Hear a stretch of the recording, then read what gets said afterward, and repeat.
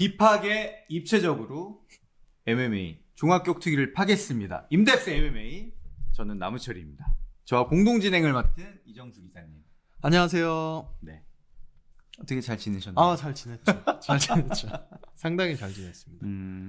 저희가 저번 편에서 이제 은간우 대 존 존스 얘기하면서 사실은 계약 문제에 대해서 좀 이야기를 나눴단 말이에요. 그리고 이 계약 문제가 말이 진짜 많아요. 왜냐하면 대회사와 선수가 사실은 계약 없이 시합을 뛸 수 있는 단체는 없어요. 그쵸. 네, 그러다 보니까 항상 계약 때문에 문제가 되는 경우가 있고, 그리고 대회사와 선수는 입장이 너무 달라. 다르지. 네.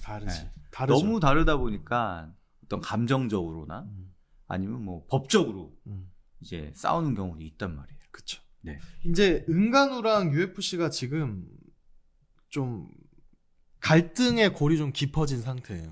뭐냐면 이제 은간우가 FA로 풀리기 직전이거든요. 그래서 FA로 풀리게 되면 이제 FA라 함은 선수가 뭐 자유롭게 계약을 할 수 있는 상태.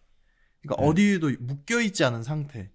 근데 FA인 선수가 시장 가치가 소위 마켓 밸류가 낮으면 대회사 입장에선 괜찮은데 선수에겐 불리한 거고. 근데 은간우 같은 경우는 지금 사실 UFC 헤비급 챔피언이고 가장 상징적이고 인기도 많고 실제로 기량도 좋은 선수가 FA로 풀리면 은간우 입장에서는 소위 견적을 받을 수가 있는 거죠. UFC 너네 나 얼마에 하고 싶냐, 뭐 다른 단체 뭐 복싱은 얼마에 하고 싶냐, 뭐 이런 식으로 이제 협상에 나설 수 있으니까 이제 그런 것들이 벌어지기 전에, 일들이 벌어지기 전에 UFC 입장에서 은간우를 재계약하려고 했는데 그게 잘 안 된 거죠. 근데 UFC가 지금까지 단 한 번도 현 챔피언을 자유계약으로 풀어준 적이 한 번도 없단 말이에요. 네, 그래서 이번에는 조금 상황이 다를 수가 있나요? 상황이 좀 네. 다르죠. 이제 일단 UFC 입장에서 은간우를 절대 풀어주지 못하는 이유는 본인들의 챔피언 벨트를 가진 채로 챔피언의 자격을 유지한 채로 다른 프로모션에 계약을 한다는 것 자체가 리스크예요. 그리고 이제 UFC 같은 경우는 1위 단체잖아요. 종합격투기에서. 이제 2위 단체 챔피언들이 1위 단체 UFC로 온 경우는 좀 있었어요. 벨라토르에서 에디 알바레즈도 같은 경우였고, 그리고 지금은 방출됐지만 윌 브룩스도 같은 경우로 이제 벨라토르에서 UFC로 왔었고, 제 기억이 맞다면 헥터 롬바드도 벨라토르에서 UFC로 미들급 챔피언 타이틀 유지한 채로 왔어요.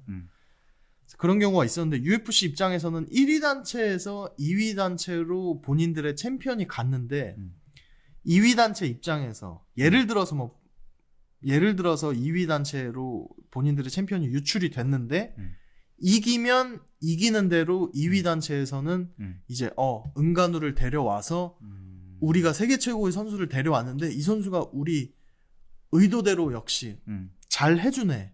역시 최고의 선수를 우리가 영입을 했다는 말도 할 수 있고, 만약에 은간우가 다른 단체에 가서 지면 UFC보다 우리가 더 나은 단체다라는 내러티브도 나올 수 있고, 그리고 또 은간우의 팬베이스나 인지도 같은 것들이 모두 이제 그 다른 단체로 이관이 되는 거거든요. 이양이.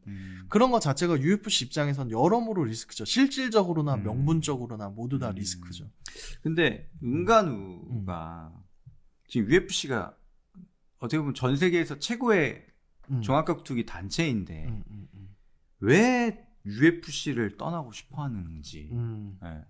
왜 떠나고 싶어 할까? 선수들 입장에서 이제 은간우가 밝힌 거는 이제 리스펙트라는 말 안에 사실 조건이나 어떤 분위기나 이런 게 다 담겨 있는 거죠. 그래서 프랜시스 은간우가 가장 최근에 받은 파이트 머니가 60만 불이에요. 60만 불. 7일간 전에서. 이제 이거는 보너스나 스폰서십이나 혹은 페이퍼뷰 그 수당, 페이퍼뷰 쉐어 그 금액은 뺀 이제 온전한 파이트 머니가 60만 불인데, 근데 이제 타이슨 퓨리 복싱 챔피언 같은 경우는 30밀리언, 그러니까 3천만 불, 그러니까 50배. 3천만 불이면 우리나라 돈은 얼마야? 거의 3,600억? 360억? 360억. 400억, 350억 사이? 지금 뭐 환율은 잘 모르겠는데 대략 그 정도인 거죠. 근데 같은 어떻게 보면 뭐 복싱이긴 하지만 그래도 종합격투기 헤비급 챔피언인데 좀 파이트머니에서는 상당히 차이가 많이 그쵸. 나네요. 그렇죠. 이제 UFC 쪽에서도 이제 명분은 있어요. 우리가 이렇게 소위 복싱에 비해서 조금 파이트머니가 낮은 이유. 일단 데이너 화이트는 일단은 복싱의 그 수익 배분 자체가 너무 기형적이다라는 얘기도 있고 얘기를 하죠. 그리고 이제 UFC 입장에서는 UFC가 모든 프로덕션을 자기들이 해요. 뭐 중계차에 마케팅에 무대에 뭐 촬영팀에 모든 거를 본인들이 다 비용을 감내를 해야 되기 때문에 우리가 비용 구조가 그렇게 좋지 않기 때문에 은간우에게 돌아가는 돈은 상대적으로 적다. 혹은 뭐 선수들에게. 그리고 본인들은 복싱에 비해서 훨씬 많은 경기를 준비하잖아요. 대회마다. 대회 수도 많고. 복싱은 뭐 많아봐야 뭐 4-5경기? 근데 이제 UFC는 기본적으로 페이퍼뷰 같은 대회는 많으면 13경기까지도 하니까 뭐 그런 부분에서 다르다는 얘기도 있고. 그럼에도 불구하고 은간우는 아무리 그래도 50배 차이가 되냐, 말이 되냐. 뭐 트레이너들 주고 세금 내고 뭐 하고 나면 실질적으로 본인이 가져가는 돈은 많지도 않고 그리고 알겠지만 챔피언급 선수들은 특이하지 않은 이상 특히 헤비급 챔피언들은 뭐 아무 페이퍼뷰에나 나올 수도 없고 경기 수 자체도 되게 적거든요. 그래서 은간우 같은 경우는 이제 예전부터 그런 것들이 계속 쌓여온 거죠. 쌓여왔고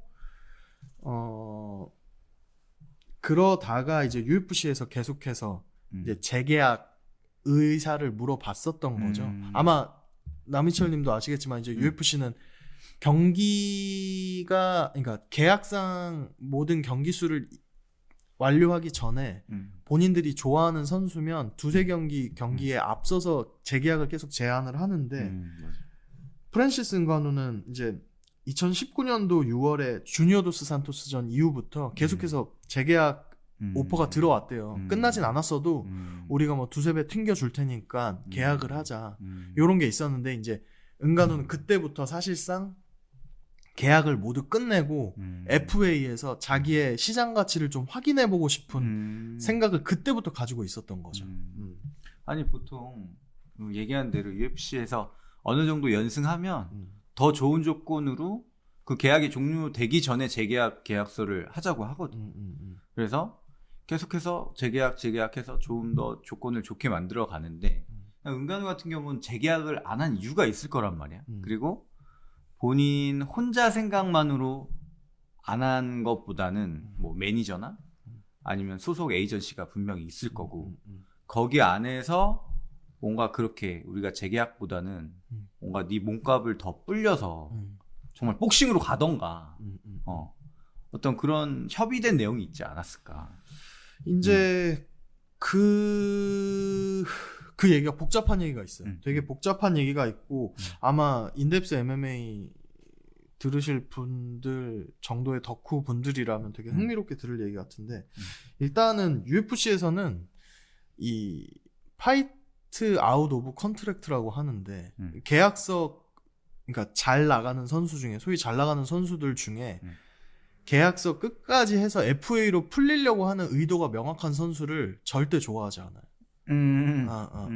왜냐하면 약간 계약 자체도 어떤 선수와 대회사 간의 컴페티션 비슷한 거라서 그래서 이제 예전에 로리 맥도날드가 벨라토르로 떠날 때를 떠올려 보면 로리 맥도날드가 그때 공공연히 말하고 다녔거든요. 나 내 가치에 비해 너무 못 받아서 FA로 한번 확인해보고 싶다는 얘기를 경기 전부터 되게 많이 하고 다녔어요. 근데 그런 게 사실 UFC에 영린이 있다면 영린 중 하나예요. 건드리면 안 되는 부분 어떻게 보면. 그래서 그 당시에 로리 맥도날드를 맨 마지막 경기에 붙였던 게 누구냐면 그 당시에 가장 잘 나가고 거의 풀기가 너무 힘들었던 퍼즐이었던 스티븐 톰슨. 그 파이트 나이트 대회 메인 이벤트에서 5라운드로 붙어서 맥도날드가 4, 5라운드쯤에야 얘를 어떻게 상대해야 되는지를 파악했는데 그땐 이미 늦었죠.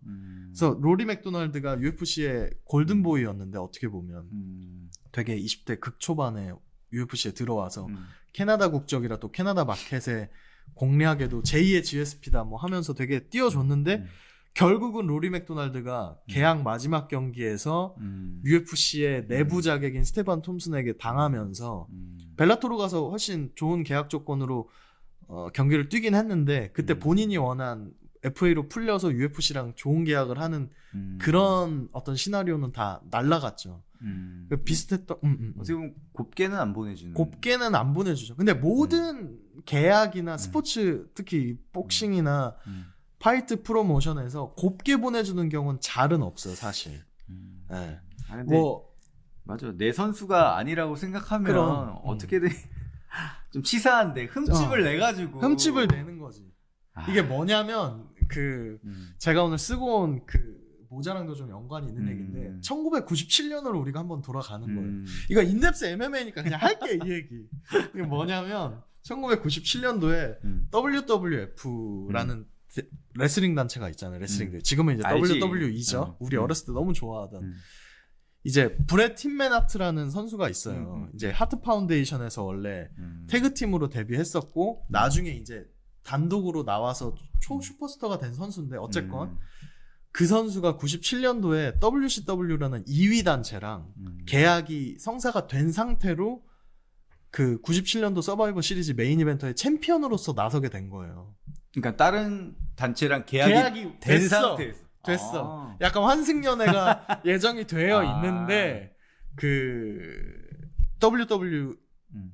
당시 WWF의 11월 굉장히 큰 페이퍼뷰 메인 이벤트에서 이제 숀 마이클스 아시죠? 알지. 둘이 맞붙기로 된 거예요. 근데 WWF에 되게 상급 선수들은 계약 조건에 그런 게 다 써 있대요. 뭐 어디에서는 지지 않고 뭐 이런 게 있대. 뭐 어떤 경기에선 지지 않고 뭐 그런 게 다 있는데 뭐 나도 모르지만 전해진 얘기론 그런데 이제 힘맨하트가 마지막 고별 경기였던 거예요, 그게. 근데 그게 본인의 고향이 캐나다. 뭐 로리 맥도날드도 캐나다이지만 이 선수가 이제 몬트리올, 조르주 생피에르의 고향이죠. 몬트리올에서 열리는 대회의 메인 이벤트에서 숀 마이클스랑 붙기로 되어 있고 이기면서 챔피언 벨트를 유지하는 시나리오로 다 확정이 난 상태였어요. 챔피언으로서 떠나는 거고. 그쵸. 근데 그게 내가 알기론 거의 유례가 없던 일인 걸로 알고 있어. 그 이후로도 없고 UFC의 지금 상황이랑 어떻게 보면 비슷한 거지. 비슷하네. 똑같네. 똑같죠. 근데 이제 WWE는 그 장점이라면 장점이 그 개최하는 프로모터 입장에서 빈스 맥마흔이 이제 당시 회장이었고 얼마 전에는 이제 뭐 성 관련 스캔들로 내려오긴 했는데 실제로 뭐 데이나 화이트가 사이가 좋았다 안 좋았다 하는데 그래도 빈스 맥마흔의 프로모션 방식은 굉장히 인정할 만하다 해서 UFC도 상당 부분 차용을 한 것이 이제 WWF 스타일이거든요. 다시 돌아오면 이제 그 합의가 다 된 상황인 거지. 된 상황에서 이제 캐나다에서 본인의 고국에서 열리는 마지막 어떻게 보면 hitman 입장에서는 이 이상 좋은 고별 무대가 없는 거죠. 그래서 이제 경기를 해야 되는데 WWF 입장에서는 이 말이 돼? 이건 안 된다 해서 브렛 하트만 은 따로 빼놓고 왕 따로 빼놓고 뒤에서 이제 협잡을 벌인 거지. 그거를 몬트리올 스쿠리오잡이라고 해서 이 뭐 레슬링 덕후들은 모를 수가 없는 어떤 일대의 사건이에요. 뭐냐면 각본을 2개를 준비를 한 거야. 힘맨은 본인이 이기는 각본을 생각하고 올라간 거지. 선글라스 끼고 딱 끼워주고. 근데 숀 마이클스랑 심판 얼헤브너 이후에 되게 유명해진 심판인데 베테랑 심판이랑 심지어 원래 히트맨이랑 친하던 사이였대요. 그 심판은 빈스 맥마흔이랑 WWF 수뇌부는 다 아는 거지. 그래서 갑자기 경기를 막 하다가 숀 마이클스가 갑자기 이제 새우 꺾기의 일종인 그 샤프슈터라는 그 기술이 있어요. 그게 히트맨 기술인데 그거를 약간 기교 보여주듯이 이제 쇼맨십 느낌으로 그런 경우 있거든요. 상대방 피니시 무브를 쓰는 경우가. 그래서 숀 마이클스가 그거를 그러니까 딱 한 거야. hitman도 그 시나리오를 알고 있으니까 뭐 그런 걸 다 받아줬겠지. 그래서 히트맨도 딱 돌아서 허리가 살짝 꺾이는데 갑자기 땡땡땡땡땡 하면서 경기가 끝나버린 거야. 그러니까 히트맨은 약간 뭐야? 브렛 하트는 뭐야? 어안이 벙벙한 거지. 뭐야 하는데 숀 마이클스는 되게 연기자 같은 느낌으로 벨트만 막 이러더니 벨트만 탁 가지고 나가. 그러니까 히트맨은 그때서야 이제 나 그 요즘은 잘 보기 힘들지만 길에서 이제 호박엿 팔잖아. 이제 나를 엿을 먹였구나 이렇게 돼서 이제 링가에 가서 빈스 맥만한테 침을 탁 뱉지. 이렇게 되지. 끈적끈적한 거 있잖아요. 많이 끌어모아. 어지간한 포스터는 붙을 것 같은 그런 끈적끈적한 가래침을 탁 뱉어. 그래서 그 이후에 브래틴맨 하트가 샤워할 때 빈스 맥만이 사과를 하러 갔대. 왜냐면 언더테이커 같은 선수가 야, 너 가서 사과해라 인간이면. 그래서 샤워할 때 사과를 하러 갔는데 히트맨이 회장이잖아 어쨌건. 빈스 맥만 아구창을 돌려갖고 막 실신했다는 얘기도 있고 그래. 돌릴만하다. 돌릴만 하지. 아니 다 약속을 해놨지. 거기다가 사실 어떻게 보면 캐나다 팬들을 위한 어떤 이별 무대처럼 이렇게 생각을 했을 텐데. 그쵸. 아름다운 이별. 근데 또 캐나다 팬들 입장에서도 이게 뭐야? 그치. 그게 진짜 대박이었어. 그게 한참 지나서야 그런 장면들이 이제 비디오가 공개가 되는데 브렛 하트가 링 포스트에 올라가서 WCW라고 막 허공에 그리고 그래 막. 팬들은 그때서야 이제 막 야유 끝내고 히트맨한테 응원해주고 막 이러는 거거든. 그러니까 그만큼 1위 단체 입장에서는 본인들의 챔피언이 유출된다는 게 저 또 뭐 이게 뭐 WWF가 UFC라는 건 아닙니다, 여러분. 뭐 그런 거에 혹시 노하지 마시고 그만큼 피하고 싶은 시나리오인 거죠. 그래서 이제 UFC가 맨 마지막 경기에서 어떤 셋업을 준비를 하냐면 시릴간을 붙여. 이제 지금까지는 다 팔로우업 하셨죠. 이제 은간우의 계약 조건이 어떤지 뭐부터 해서. 그러네. 시릴간에도 시릴간이 사실 시릴간에가 이길 거라고 예상한 사람들도 그럼 많거든. 그쵸. 되게 많았죠. 왜냐면 시릴간은 진짜 헤비급의 존 존스 같았잖아요. 그쵸.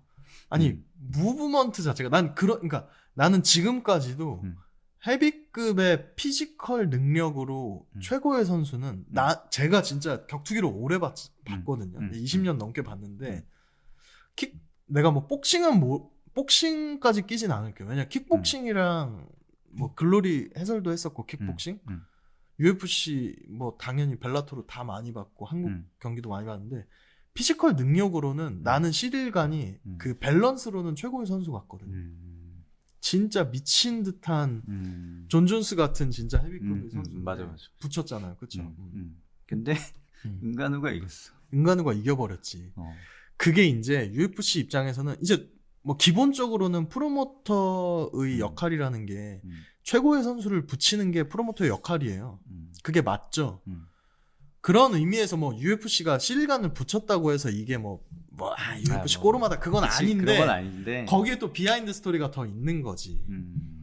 이제 근데 일단 뭐 UFC나 데이나 화이트나 일단 내 말 안 듣는 선수에 대해서는 그럼요. 가혹하거든. 가혹해요. 그게 원래 이제 프로모터들이 좀 그렇거든요. 격투기 프로모터들이 파이트 스포츠의 프로모터들이 다 그런 편인데 그걸 감안해도 그 좀 정도가 조금 강하고 또 동시에 그런 계약전이나 여론전에 있어서 굉장히 테크니컬한 싸움을 구사하는 것도 UFC죠. 근데 분명히 질문 계속 해주세요. 분명히 근데 챔피언이라면 챔피언 조항이 있어서 그치. 그렇게 쉽게 계약을 끝낼 수는 없을 거예요. 왜냐하면 뭐 저 같은 경우도 그 뭐 스프링 MC, 뭐 로드 FC 챔피언이 되면 계약 조건이 다른 게 붙어요. 그러니까. 그래서 챔피언이 그러니까 챔피언 타이틀 가지고 있는 상태에서 계약을 끝낸다는 게 거의 불가능하거든요. 그렇죠. 분명히 UFC도 그런 조항이 있을 거란 말이에요. 그렇죠. 뭐 스피릿 MC 때는 거의 20년 된 얘기지만 뭐 계약 관련해서 그때 챔피언일 때 경기 못 뛰기도 했었고 시합 계속 뛰어야 돼. 일단은 그러니까. 챔피언이면 계속 시합을 뛰어야 돼. 그러니까. 방어전을 해야 되는 게 의무야. 그게 진짜 희한한 거죠. 근데 챔피언의 조항이라고 하는데 챔피언의 클로즈, 챔피언스 클로즈라고 하는데 이게 이제 좀 희한한 거죠. 이제 어떻게 보면 굉장히 자동 계약 연장의 성격을 많이 띠는 조항이 계약서에 있는 거예요. 이제 챔피언스 클로즈가 있는 계약서를 모든 선수가 받진 않는 걸로 알고 있어요, UFC에서. 그래서 더스틴 포이리에가 되게 탑급 선수로 올라갔을 때 되게 자랑을 했던 게, 야, 나 계약서 새로 썼는데 내 계약서에 이제 챔피언의 조항이 있다. 그러면서 이제 페이퍼뷰 배분율이나 이런 것도 다 언급돼 있다. 근데 챔피언의 조항이라는 게 좋은 부분도 있지만 이제 아까 말한 것처럼 대회사 입장에서는 챔피언이 유출되는 리스크를 줄이기 위해서 많은 장치들을 넣어놓거든요. 그거를 한번 좀 볼 필요가 있는 것 같아요. 그래서 UFC 챔피언 조항이라는 게 챔피언이 된 1년 후 혹은 챔피언이 된 이후에 3경기를 더 2개를 더 2개 중의 2개 중에서 2개를 다 완수해야 되는데 2개 중에 나중에 완수되는 것을 기준으로 해서 나중에 완료되는 것을 기준으로 해서 계약이 끝난다는 거예요. 그래서 어떤 선수가 챔피언이 되면 1년을 더 있거나 아니면 3경기를 더 뛰어야 되는데 자동으로 근데 그 둘 중에 나중에 완료가 되는 것을 기준으로 계약이 종료된다는 거예요. 무슨 말인지 아시겠죠? 그러니까 later, LATTER인데 후자, 이중 후자의 것 기준으로 계약이 종료된다인데 이게 바뀝니다. 이게 2017년이란 얘기도 있고 14년이란 얘기도 있는데 요거는 참고로 중간에 잠깐 얘기하면 블러디 엘보우라는 미국 매체 존 S 내쉬 기자가 쓴 기사에 되게 잘 설명이 돼 있어요. 크레딧은 또 말을 해야 되니까. 근데 UFC가 이런 계약 조건 같은 것들 때문에 우리나라도 엔터테인먼트 계약서가 그 아티스트들한테 너무 그쵸. 불리해서 뭐 예전에 뭐 노예 계약이라고. 노예 계약, 그쵸? 말하자면 노예 계약. UFC는 뭐 그 정도는 절대 아니지만 그런 소지가 있다는 말을 계속해서 받아왔었거든요. 우리나라 엔터테인먼트 계약서도 바뀌었잖아요. 그러니까 UFC도 반독점법 고소를 몇 번을 당했어요. 고소를 몇 번 당하면서 2번에 걸쳐서 당하면서 이제 요런 부분이 이거를 계속해서 내버려두면 오히려 나중에 더 큰 화가 될 수 있기 때문에 원래는 1년이나 3경기를 완수하는 것 중에 후자를 전자로 바꾼 거예요. 무슨 말인지 아시겠죠? 그러니까 이것이 적용된 거의 최초의 챔피언이 프란시스 은가누예요. 프란시스 은가누. 그러니까 은가누 전의 대부분의 챔피언은 재계약을 중간중간 해왔거나 아니면 챔피언이 된 후에 3차전을 못 치르고 방어전을 못하고 지거나 확률상 3번이나 방어전 하는 선수들이 많지는 않거든요. 그래서 이제 챔피언이 유출된 적은 없었는데 이제 2010년대 후반에 요런 계기로 해서 반독점법 고소 관련해서 UFC가 이제 선제적으로 그걸 바꿈으로 인해서 이 챔피언의 조항이 예전에 비해서 후자에서 전자로 바뀌면서 1년이나 3경기 둘 중에 하나만 완료를 하면 이제 챔피언이 FA로 풀릴 수 있게 된 거죠. 계약이 해지될 수 있게 된 거죠.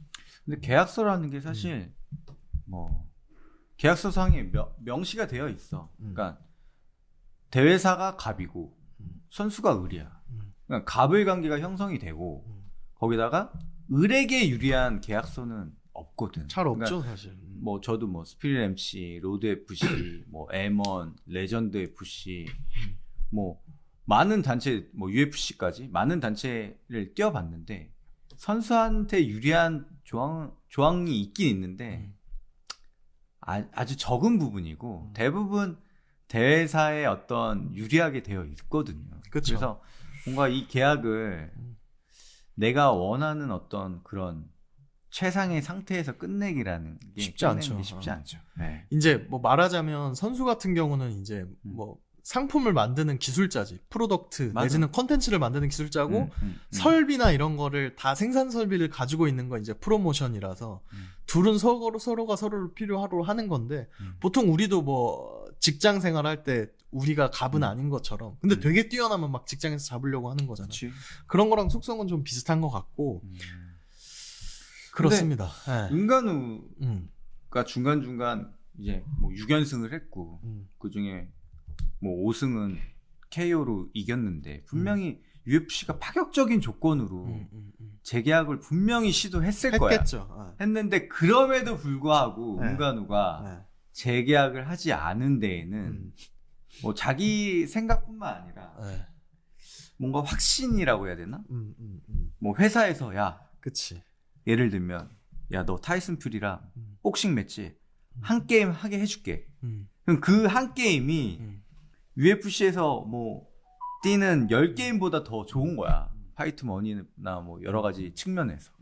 뭔가 그런 확실한 그런 게 있지 않았을까? 아, 믿는 구석이. 믿는 구석이 있지 않았을까? 믿는 구석이 있죠, 이제. 믿는 구석은 뭐 여러 가지인데, 일단은 프란시스 은가누 그때, 뭐 그 프란시스 은가누 자체의 네임밸류, 무게감, 또 그런 거를 어디다 호환했을 때 제일 이게 파격적일까 할 때, 이제 굉장히 떠올랐던 매치업 자체는 타이슨 퓨리와의 그치. 경기죠. 타이슨 퓨리와의 경기인데, 이제 그런 것들을 이제 다 하려면 나중에 또 다시 좀 더 얘기하겠지만 그런 것들을 다 하려면 일단은 FA로 풀려야 되는 거죠. 왜냐면 UFC는 진짜 어지간해서는 코프로모션, 그러니까 공동개최라는 걸 절대 안 하는 곳이 UFC예요. 그러니까 코프로모션이 복싱에서는 되게 많거든요. 보통 두 선수가 맞붙으면 A 선수의 프로모터, B 선수의 프로모터가 다르고 뭐 방송산 따로 있고 뭐 이런 경우도 있기 때문에 제3자 아니면 2명 요렇게 일하는 경우가 많은데 UFC는 그러니까 MMA에서는 그런 게 있는 게 뭐 벨라토르와 일본 단체 정도? 예전에 뭐 K1이 뭐 프라이드랑 한 정도 그 정도인데 UFC는 본인들의 브랜드의 흠결이나 어떤 다른 요소들이 들어오는 거를 극도로 싫어해요. 유일하게 예외를 뒀던 게 맥그리거랑 메이웨더전. 그때 그게 유일해요. 근데 그건 빅매치였으니까. 그건 너무 특이하고 뭐 역대 가장 큰 화려한 실질적으로 기록이나 뭐 내용에서나 엄청났던 경기였던 거고. 그래서 UFC는 이제 그런 것들을 절대 허용할 일이 없으니까 은간우 입장에서는 빨리 FA로 풀려서 내가 한번 이런 걸 알아봐야 되겠다. 요렇게 되는 거죠.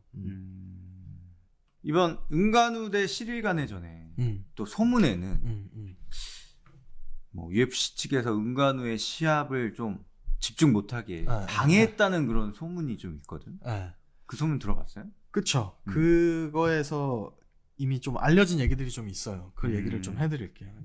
시릴 간이랑 프란시스 은가누전이 되게 중요한 경기였다는 건 은가누로서나 UFC로서나 너무도 중요한 경기였다는 건 이제 말씀을 드렸는데 이제 시릴 간의 가 기본적으로 잘 알려진 얘기지만 시릴 간이랑 가네랑 은가누랑 같이 훈련을 했었잖아요. 맞아.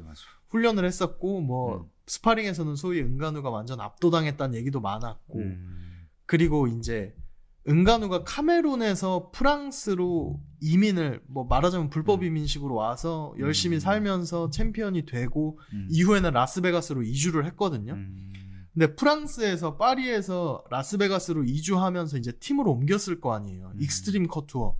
랜디 커투어의 익스트림 커투어로 옮겼는데 옮길 때 은가누의 코치였던 은가누를 체육관에서 먹여주고 하면서 키웠던 그 페르낭 코치가 있어요. 페르낭 코치가 은가누를 엄청나게 막 소위 많은 인터뷰랑 언론에서 막 씹고 다닌 거예요. 은가누 너무 배은망덕한 놈이다. 하지만 봐라.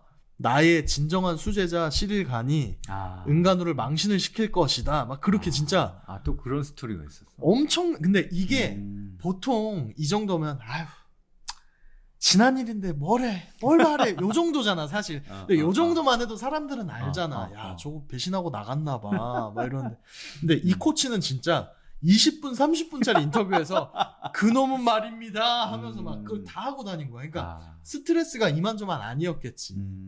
거기다가 나중에 은가누가 본인 유튜브 채널에서 고백하듯 뱉은 얘기인데 원래 은가누가 프랑스가 제2의 고향 같아서 그 파리 프랑스 팬들이 되게 은가누를 좋아했어. 사실상 프랑스 파이터였어. 근데 라스베가스에서 옮기면서 그 페르낭 코치가 그 섭섭한 마음을 다 말하고 다녔겠지. 미국 언론이랑도 그렇게 했는데 프랑스에서 가만히 안 있었을 거 아니에요. 그러니까 얘가 프랑스에서 퍼블릭 에너미가 된 거야. 공공의 적이.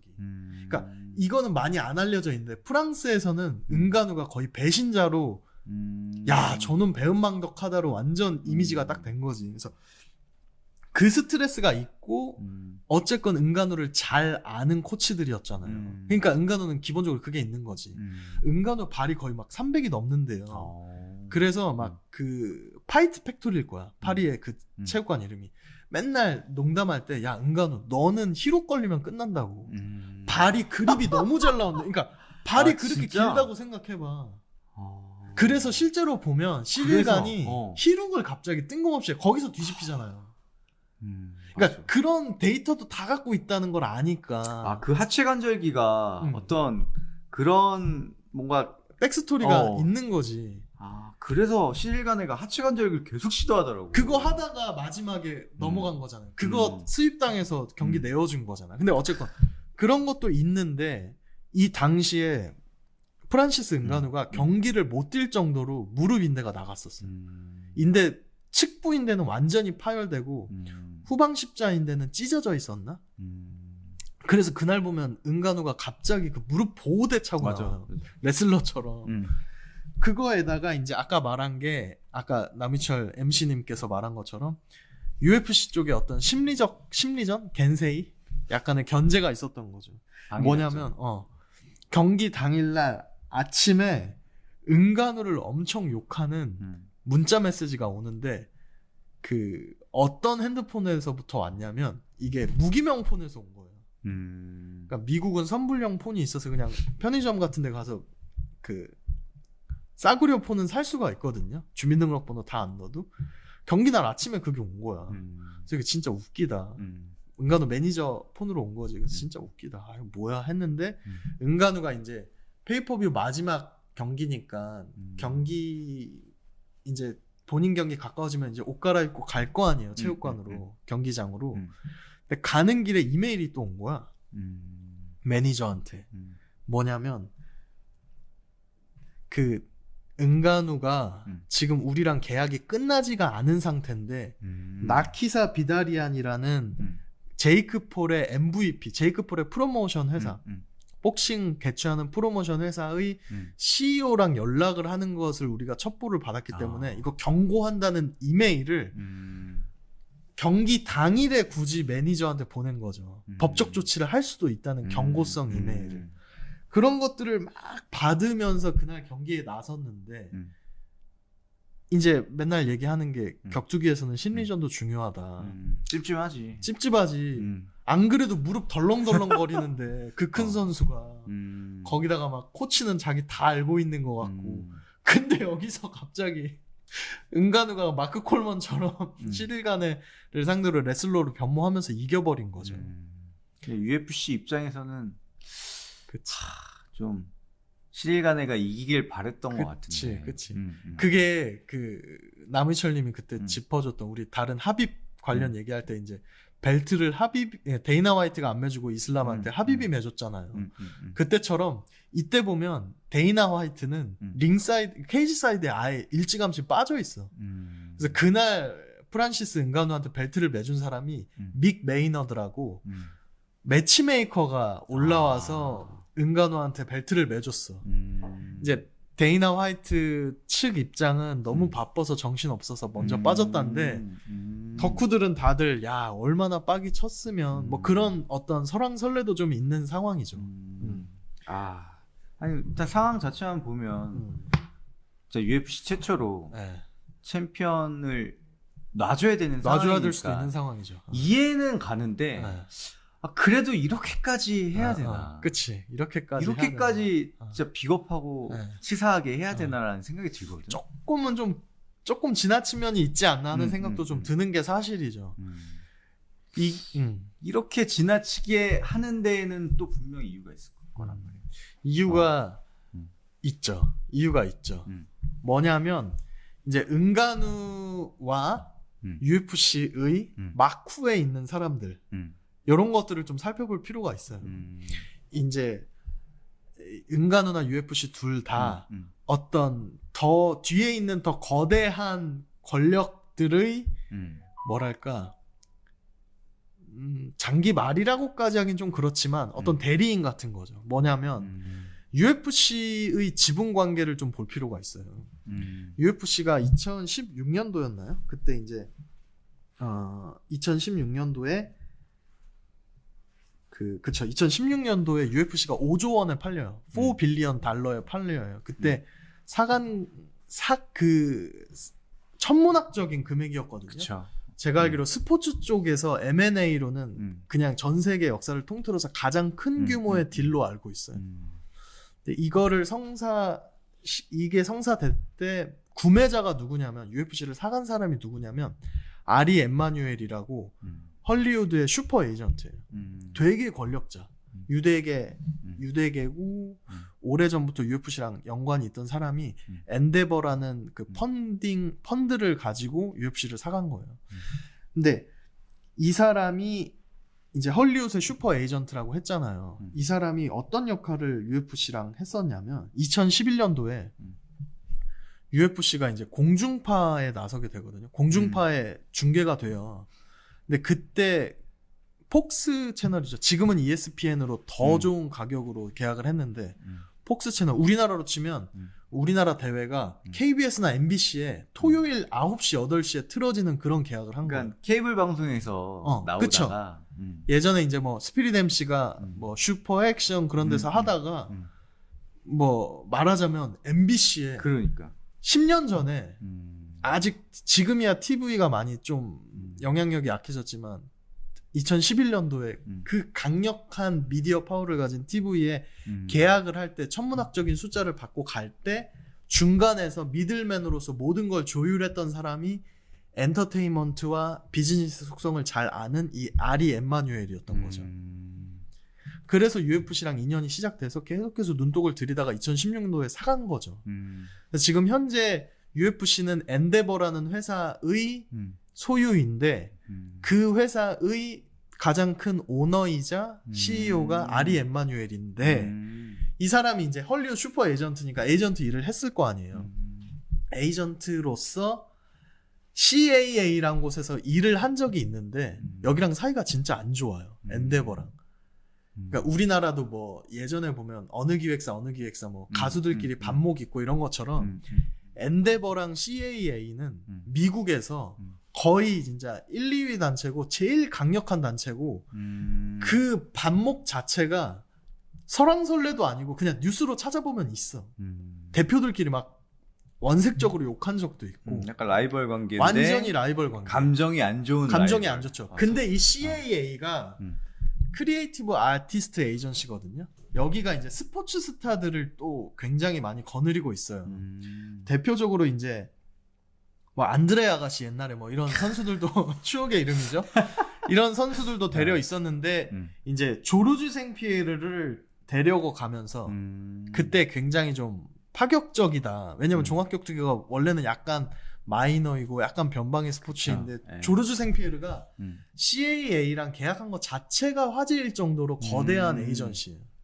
아마 기억나실 텐데 조르주 생피에르가 게토레이나 언더아머 진짜 핫할 때 언더아머 그때 광고 모델 스폰서십 체결하면서 그때 진짜 솔직히 한국 선수들도 막 희망을 가졌잖아. 야 이제 시대가 열리나 보다 하면서 약간 격투기 브랜드 광고나 후원은 많이 봤는데 뭐 나이키나 그쵸. 아니면 언더아머는 어떻게 보면 그 모든 스포츠 선수들이 스타들이 그쵸. 꿈꾸는 어떤 그런 회사 브랜드란 말이에요. 그렇죠. 언더아머가 브랜드 파워가 지금 뭐 10년 뭐 7, 8년 전에 비해서는 조금 가라앉았지만 그 당시에 진짜 핫할 때였고 거대 브랜드들이 약간 마케팅적인 정설이 종합격투기랑은 상대 안 한다가 정설이던 시기에 그런 거를 성사시킨 곳이 CAA예요, 사실. 굉장히 큰 굉장히 큰 계약이죠. 물고 굉장히 왔네요. 큰 네. 계약이죠. 근데 여기랑 계약을 한 선수가 누구냐? UFC랑 사이가 진짜 안 좋은 이 CAA랑 계약을 한 선수가 누구냐면 프란시스 은가누. 또 그렇게 퍼즐이 맞춰지네. 프란시스 은가누의 매니저가 CAA 소속의 매니저인 거예요. 그냥 단순하게 대회사와 선수의 관계가 아니라 그치. 그 뒤에 있는 에이전시까지 지금 엮여 있네요. 엮여 있는 거지. 이게 둘의 반목이 진짜 심해요. 그래서 마르틴 마르켈이라는 매니저가 이 프란시스 은가누를 데려고 있는 매니저인데 또 마르틴 마르켈은 또 원래 UFC에서 광고 영업하던 사람이야. 또 내부를 잘 아는 사람이 나가면서 이제 그 선수를 계약을 했다 이런 것까지 있는 거죠. UFC 입장에서 되게 까다롭고 되게 까다로워. 밉상이 될 수밖에 없네. 그쵸. 지금. 그러니까 뭐로 봐도 은간우가 진짜 이놈 스타 파워는 인정인데 UFC 입장에서 굉장히 껄끄러운 거죠. 단순하지가 않네요. 그렇죠. CAA랑 UFC가 어떤 일까지 있었냐면 그 CAA가 한때 되게 케인 벨라스케즈, TJ 딜라쇼, 팀 케네디 이런 선수들을 대거 영입했던 적이 있어요. 근데 이건 거의 사람들이 정설로 받아들여지는데 제가 아까 그 얘기 했었죠. 안티트러스트 그 고소가 들어와서 UFC에 독점 방지법 고소가 들어와서 그 여파로 계약서 내용이 조금 바뀌기도 해서 선수들한테 좀 유리해졌다 이런 내용이 있었잖아요. 근데 그때 2번의 고소가 있었는데 고발인 고소 법적 용어는 확실히 모르겠지만 로우수트가 2번이 들어왔는데 그중 한 번의 그 법적 분쟁은 원고가 누구냐면 TJ 딜라쇼, 케인 벨라스케즈, 팀 케네디 등등의 선수였던 거야. 그게 우연이 아니라고 보는 게 맞을 것 같은데 뭐 내막은 모르지만 다 CAA 선수들이 고소를 한 거지. 배우에는 그 CAA가 있을 거라고 추측할 추측할 수 있네요. 수밖에 없는 네. 거예요. 그리고 어떤 일까지 있었냐면 나는 이 일 때문에 메릴 스트립이라는 배우를 너무 싫어하는데 2017년도에 아카데미였나 뭐 골든글로브였나 뭐 그런 시상식에서 메릴 스트립이 갑자기 막 지금 현재의 예술 세계를 얘기하면서 메릴 스트립 하면 헐리우드에서 굉장히 영향력 있는 명배우잖아요. 오렌지 카운티의 달이. 네, 그리고 뭐 데드맨 워킹 뭐 이런 거 네. 진짜 엄청난 대배우. 우리나라로 치면 김혜자 같은 배우. 예, 그 이상일 수도 있고 예, 진짜 대배우이고 말 한마디 한마디에 힘이 실리지만 전 정말 싫어요. 나중에 이런 것도 다룰 수 있으면 좋겠는데 어떤 얘기를 갑자기 하냐면 막 오늘날의 예술을 막 얘기하다가 우리는 다 알고 있죠. 믹스드 마샬 아츠는 종합격투기. 믹스드 마샬 아츠는 아츠가 아닙니다. 이러는 거야 갑자기. 나는 그거 보고 와 종합격투기 선수들이 얼마나 열심히 일하고 난 그 인종차별이랑 비슷하다고 봤거든. 나도 아니, 그 영상을 사실 봤거든. 아니 경기가 격렬하다고 그런 식으로 비하하는 게 마샬 아츠라는 말이 엄연히 존재하는데 솔직히 뭐 젊은 돈 많은 배우들보다 더 열심히 아티스트처럼 사는 게 어떻게 보면 종합격투기 선수인데 그때 정말 열이 받았어. 와 근데 별로 화제가 안 돼서 더 열이 받았고 근데 메릴 스트립도 CAA야. 아 그래. 메릴 스트립은 심지어 CAA랑 관계가 되게 돈독해. 그래서 한간에는 메릴 스트립이 그 얘기 한 게 아리 엠마뉴엘이 되게 적이 많은 에이전트로 알려져 있어요. 이 아리 엠마뉴엘 에이전트가 그 미드 팬들은 아실 수도 있는데 안투라지라는 HBO라는 방송국에 드라마가 있는데 그 안투라지라는 게 4명의 친구들의 우정을 다뤘는데 친구들 중 한 명이 배우야. 그래서 막 에이전트도 나오고 배경이 헐리우드야. LA. 거기서 4명의 친구들보다 인기 더 많았던 게 제레미 피번이 연기한 아리 골드라는 캐릭터거든요. 그러니까 그 캐릭터가 아리 엠마뉴엘을 기반으로 만들어진 캐릭터야. 심지어 아리 엠마뉴엘이 거기 뭐 제작으로 하기도 했었고 마크 월버그랑 친하고 제작을 한 마크 월버그. 이제 뭐 어쨌건 이 사람이 이렇게 적이 많은 사람인 거죠. 거기서도 에이전트가 드라마상에서 엄청나게 막말하고 막 인종차별에 막 차별을 엄청 하는 캐릭터로 나오는데 워낙 강력하니까 다들 받아들이는 그런 캐릭터거든요. 그것처럼 이제 CAA랑 엔데버가 이렇게 안 좋은 거지. 그 와중에 은간우가 계약을 한 것도 지금 UFC 입장에서 열이 받는데 뭐 이렇게 돼서 여기까지 왔다는 설이 유력하죠. 그냥 어떻게 보면 뭐 UFC 그리고 뭐 CAA나 큰 미국의 에이전시 회사들 이 큰 퍼즐 안에 은간우는 작은 조각이네. 어떻게 보면 작지만 또 얘가 나가서 어떻게 활동을 하느냐에 따라서 약간 고래 싸움에 새우 등 터지는 그런 고래 느낌인데? 싸움에 새우까지는 아니고 고래 싸움에 방어 정도는 돼. 은간우가. 하긴 뭐 고래 뭐 UFC 헤비급 상어 챔피언이 싸움에 방어 등. 상어 싸움에 방어 등. 아 근데 그러면 현재까지 그러면 이제 은간우가 최근에는 또 UFC 경기장에도 나오고 뭔가 좀 관계를 조금 회복하려고 한 의도가 조금 보이거든.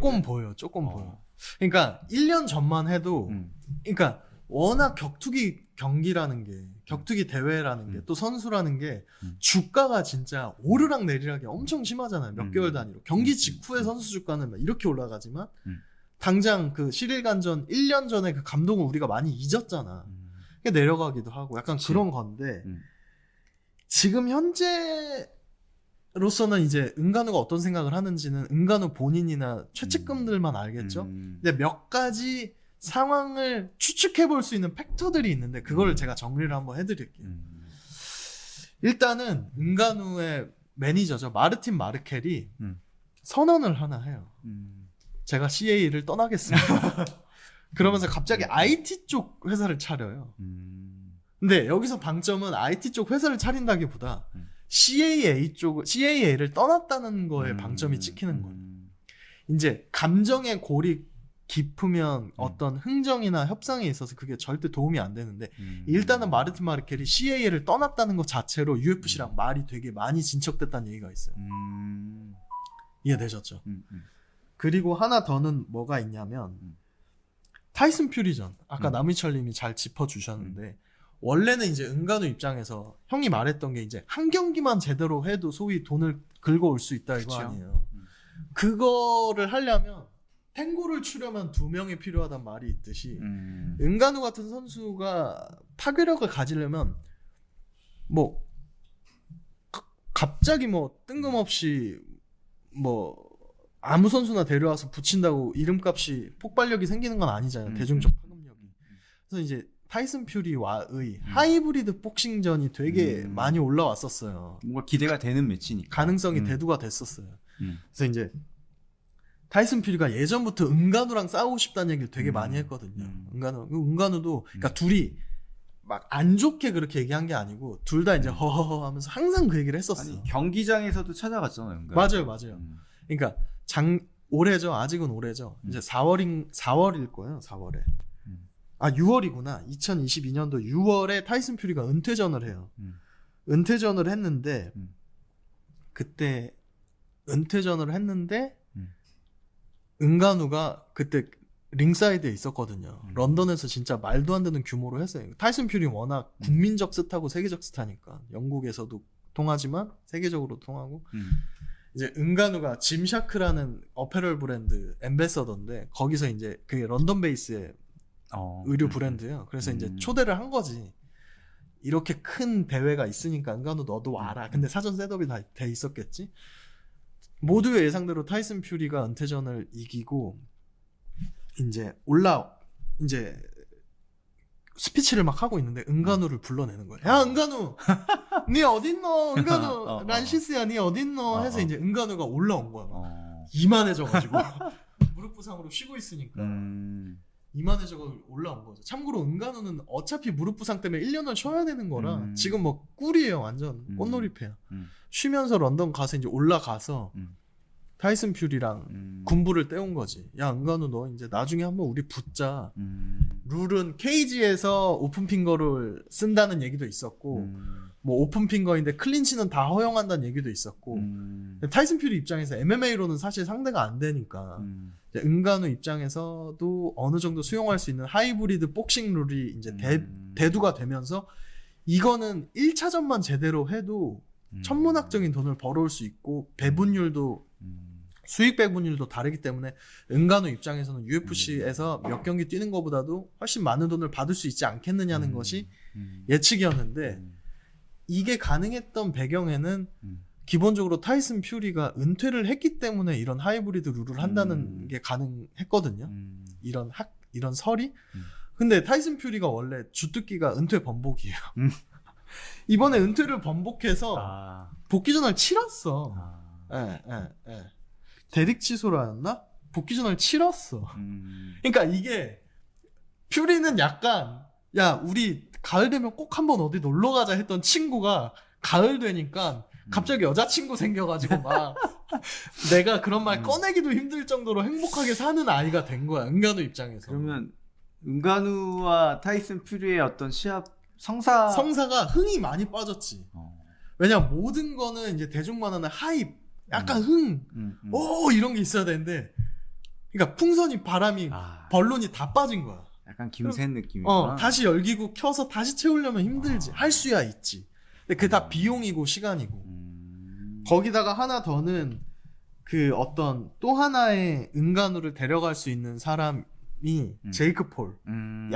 낮지만 그런 가능성이 점쳐졌는데 제이크 폴조차 이번에 앤더슨 실바와의 경기가 생각보다 흥행이 너무 저조해서 제이크 폴 입장에서도 아니면 그 대회사 입장에서도 야 이거 쉬운 게 아니구나 역시. 그러면 어떻게 보면 현실적으로 은간우에게 가장 많은 파이트 머니를 줄 수 있는 사람들이 내가 어떻게 보면 UFC밖에 없을 수도 있네. 지금 그쵸. 현 상황에서. 왜냐면 뭐 현실적으로 봤을 때 뭐 벨라토르에서 은간우를 데려간다 이건 솔직히 현실성은 너무 없는 거고. 근데 이제 은간우 입장에서는 UFC가 나를 리스펙트하지 않는다는 말을 너무 많이 했어요. 근데 은간우 입장에서도 머스타드 핫도그에 머스타드 좀 발라주세요 하면서 돌아갈 수 있는 시나리오가 좀 생긴 게 뭐냐면 명분이 중요하다 아닙니까? 근데 UFC가 올 가을 정도부터 갑자기 UFC 아프리카 대륙 진출하겠습니다. 그 얘기를 데이나 화이트가 흘리는 거야 계속. 어떻게 보면 명분을 만들어 준 건가? 그렇죠. 나는 그렇다고. 왜냐면 UFC는 본인들에게서 나가는 메시지 하나하나를 관리를 다 해. 카운트다운 쇼에서부터 해서 뭐 모든 거 입장에서 한마디 한마디를 허투루 하지 않아요. 그 레토릭이 수사법이 되게 정치인이랑 비슷해. 그러니까 정치인이 어디 한마디에 성명을 내거나 아니면 거대 기업의 CEO가 뭐 올해 사업 목표는 이겁니다 이런 거 발표할 때 단어 하나하나에 다 감안을 해서 쓰잖아요. 그러니까 UFC 화법이 그래. 되게 거물처럼 행동하는데 데이나 화이트가 한 번도 아니고 수차례에 걸쳐서 경기 후 기자회견보다는 좀 캐주얼한 분위기에서 하는 미디어 스크럼이라는 게 있어요. 기자들 세워놓고 막 노가리 치듯이 하는 거야. 거기서 우리 아프리카 갈 거야 이 얘기를 내가 본 것만 두세 번 정도 한 거야. 근데 아프리카 가려면 뉴마켓에 진출하려면 뭐가 필요하냐? 스타가 필요하잖아요. 그쵸. 근데 그 스타가 벨트를 가지고 있으면 좋냐 안 좋냐? 더 좋죠. 작년까지만 해도 아프리카의 챔피언이 3명이었어요. 프란시스 은가누, 이스라엘 아데사냐, 카마루 우스만. 그 3명의 아프리칸 킹이라고 했었어. 3킹즈라고 막 했었어. 근데 지금 아데사냐 챔피언 벨트 뺏겼죠. 또 누구죠? 우스만 뺏겼죠. 지금 유일하게 한 명의 챔피언이 있는 게 은가누거든. 그러네. UFC 입장에서 홍보를 하고 해외에 나가. 예를 들어 뭐 케냐의 국영방송에 나가. 안녕하세요. UFC 마케팅 팀장 남희철입니다. 하면 이게 안 실리잖아. 근데 은가누가 아프리카 전통복장 입고 나와서 벨트 딱 메고 그 현지어로 카메룬 가서 공영방송 나와서 저희가 이번에 UFC 한번 가자 하면 해주면 그게 무게가 아니, 다르잖아. 지금 이미 UFC 포스터가 떠올려. 그려져. 우스만이 그 아프리카 대륙 있고 막 사자처럼 그쵸. 딱 챔피언 벨트 딱 메고 있으면 그게 은가누가 있고 없고가 한 명의 차이가 아니라 그러네. 완전히 전략이 달라지고 파급력이 달라지거든. 근데 은가누도 옛날부터 그러니까 본인의 아프리칸 혈통이나 뿌리에 대한 자부심이나 중요성이 엄청나게 강한 선수가 은가누예요. 유독 그 자기네 나라 전통 복장을 그쵸. 잘 입더라고. 아직도 어머니는 거기서 살고 본인 중간중간에 대회가 없을 때마다 거기 가서 지내기도 하고. 그래서 지금 작년까지만 해도 이게 완전히 결렬되고 UFC에서 이제 은가누가 최초로 FA로 풀리는 선수가 될 거다라는 전망이 많았는데 지금은 그런 것들이 조금 UFC 은가누 결국은 재결합하지 않겠느냐. 일단 명분도 사라졌고 아까 형이 말한 것처럼 이 은가누라는 방어를 풀어놓을 수족관이 없어. UFC 빼고는. 그러네.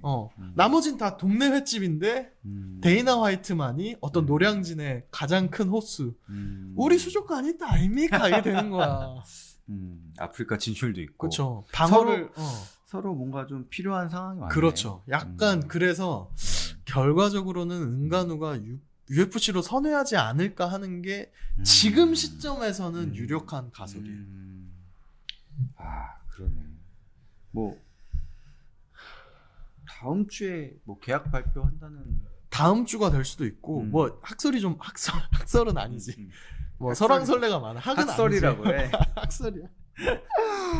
논리가 많은데 뭐 12월 이게 마지막 경기가 12월 중순이었거든요. 2021년 1월 중순이었구나. 애너하임에서 캘리포니아에서 있었는데 그러니까 뭐 어떤 언론은 12월에 풀린다는 얘기도 있고 어떤 언론은 1월에 풀린다는 얘기도 있는데 근데 어쨌건 타임라인 자체가 한 달 내로는 빠르면 다음 주 결론이 나겠네. 한 달 내로는 결론이 날 것이고 왜냐면 그래야지 UFC 입장에서도 3월에 존 존스랑 은간우의 빅매치를 하느냐 마느냐가 되기 때문에 근데 뭐 은간우가 재계약을 하게 된다면 상태에 따라서 뭐 내가 보기엔 존 존스 은간우는 내년 7월에 독립기념일 주간에 크게 하는 페이퍼뷰에서도 할 수도 있을 것 같고 뭐 하여튼 그렇습니다. 아, 그러면 은간우 그 선수 한 명으로서 이게 UFC가 할 수 있는 게 많네. 너무 많죠. 너무 많네. 너무 많죠.